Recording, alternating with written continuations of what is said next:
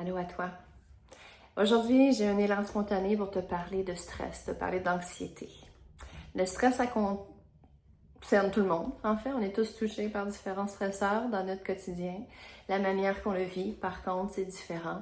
Je reçois beaucoup de clients qui sont touchés par l'anxiété, parfois depuis longtemps, ou par des problèmes divers.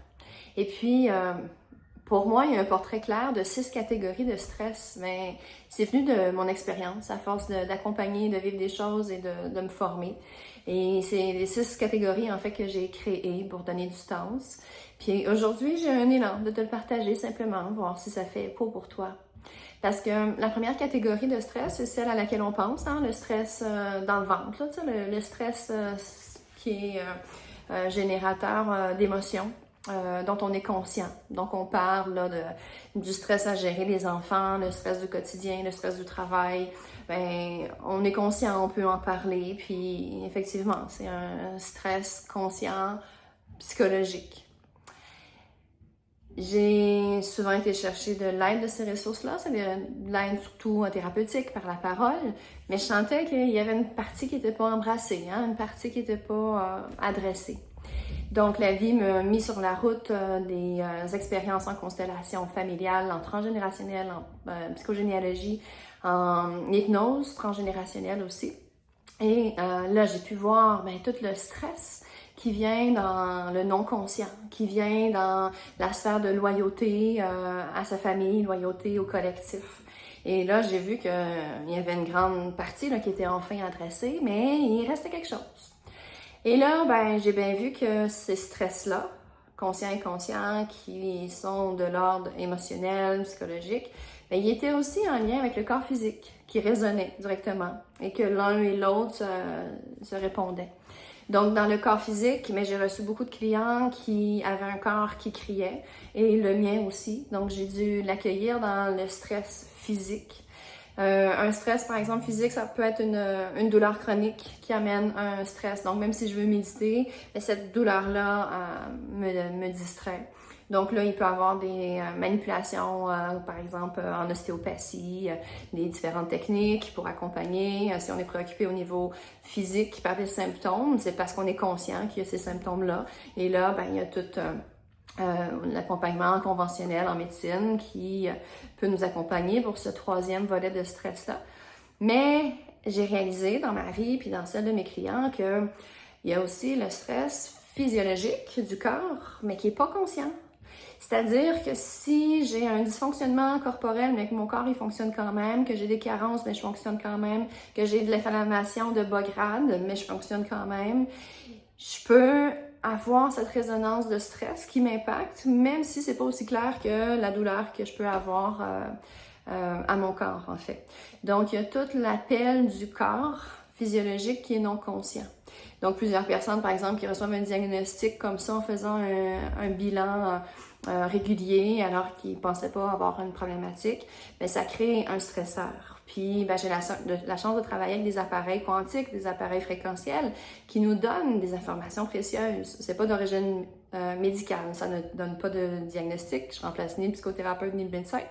Mais justement, dans ces 6 catégories de stresseurs, j'ai trouvé mon terrain de jeu et j'ai trouvé des outils clairs, concrets pour moi, pour mes clients, pour accompagner ces volets-là. Et de voir la profondeur de ça, c'est là dans le 4e volet de stress, au niveau physique mais non conscient, c'est là que l'outil de génétique m'a vraiment apporté tellement de trousseaux de conscience, de clés de conscience tellement grandes que c'était des trousseaux au complet et qui a été tellement fort que je l'ai ajouté à mon parcours Dire oui à la vie. Et dans cette approche-là, vient toute l'épigénétique. Donc, comment accompagner son corps pour une santé optimale. Et par le fait même, santé psychologique, l'humeur, hein, c'est un tout qui est là. Donc, concrètement, qu'est-ce que je peux faire? Que le problème soit conscient ou pas.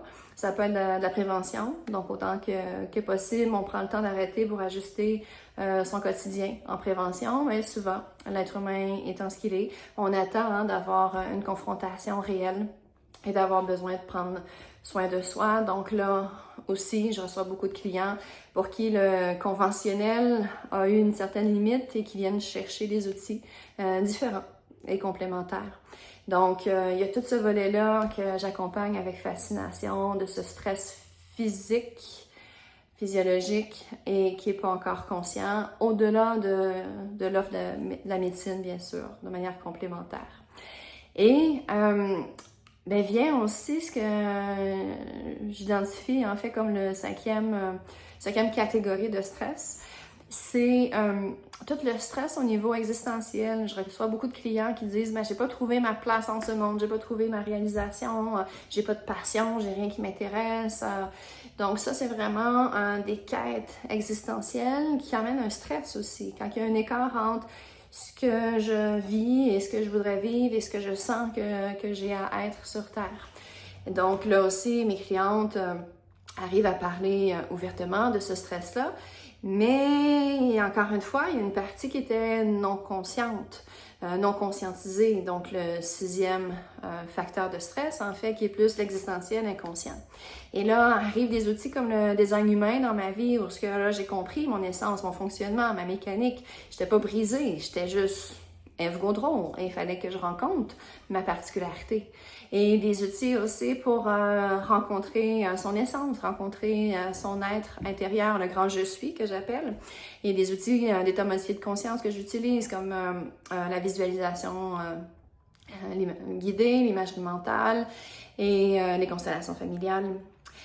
Et pour vrai, depuis que j'accompagne mon être et mes clients avec cette conscience-là, de ces 6 lunettes-là, parfois conscients, parfois souvent non conscients, avec autant des approches du corporel, de l'émotionnel, du mental, mais aussi de son énergie globale, c'est là que santé intégrative prend tout son sens. La santé intégrative qui intègre.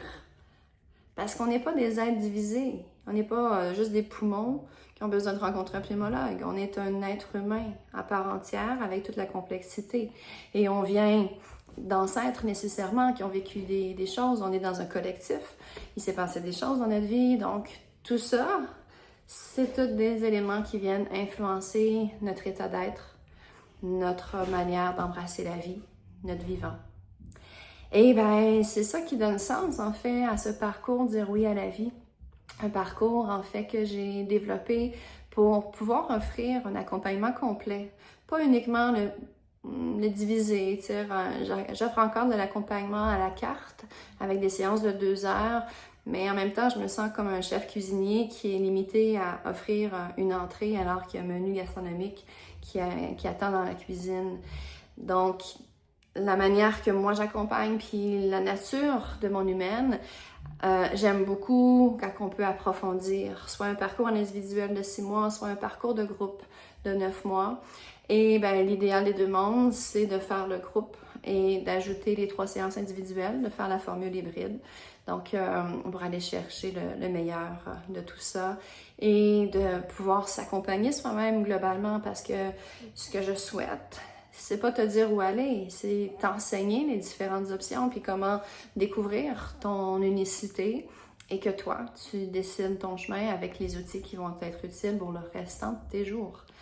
Alors, c'est pour ça que je suis accompagnatrice et non coach, parce que je suis pas là pour te dire quoi faire. Je suis là pour porter des choses à ta conscience, t'apporter des outils, t'enseigner, t'accueillir avec bienveillance, avec amour dans mes espaces et observer avec fascination le mouvement de la vie, qui est tellement, tellement grand. Donc, si ça fait écho à ton cœur, sache qu'il y a un groupe du parcours Dire oui à la vie qui débute là ce mois-ci à la fin septembre. Il reste encore des places pour se joindre au groupe. L'individuel, le parcours individuel est disponible à l'année pour ceux qui sont déjà clients avec moi. Et sinon, je continuerai de partager aussi là, des informations de conscience, parce que la vie est remplie de beauté, de richesses qui sont sous-estimées et méconnues, mais qui font la différence dans ce grand oui à la vie.